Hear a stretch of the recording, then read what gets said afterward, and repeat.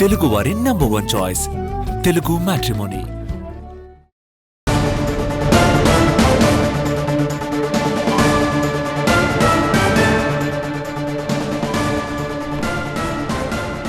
కేరళ రాజధాని త్రివేంద్రంలో మళ్లీ ఉద్రిక్త పరిస్థితులు నెలకొన్నాయి. కేరళ యూనివర్సిటీని ముట్టడించారు డిఐవైఎఫ్ నేతలు.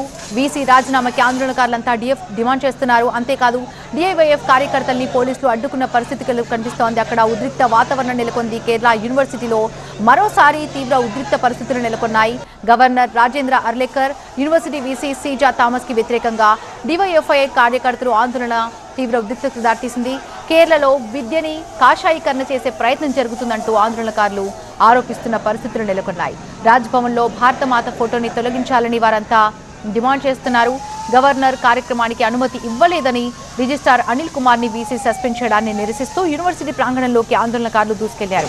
బ్యారికేడ్స్ తొలగించేందుకు ఆందోళనకారులు ప్రయత్నించడంతో పోలీసులు వారిని అడ్డుకున్న దృశ్యాలు మనం చూస్తున్నాం. రిజిస్ట్రార్ అనిల్ కుమార్ సస్పెన్షన్ ని హైకోర్టు కొట్టేసినప్పటికీ వీసీ రాజ్యాంగ విరుద్ధంగా వ్యవహరిస్తున్నారని కార్యకర్తలు ఆరోపిస్తున్నారు.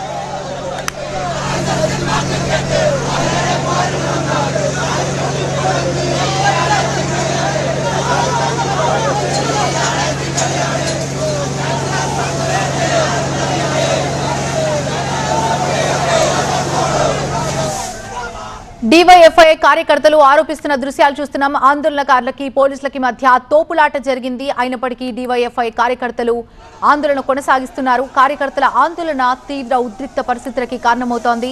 రిజిస్ట్రార్ అనిల్ కుమార్ సస్పెన్షన్ ని హైకోర్టు కొట్టేసినప్పటికీ వీసీ రాజ్యాంగ విరుద్ధంగా వ్యవహరిస్తున్నారంటూ డివైఎఫ్ఐ కార్యకర్తలు ఆందోళన చేస్తున్నారు. ఆందోళనకారులకి పోలీసులకి మధ్య తోపులాట జరిగింది.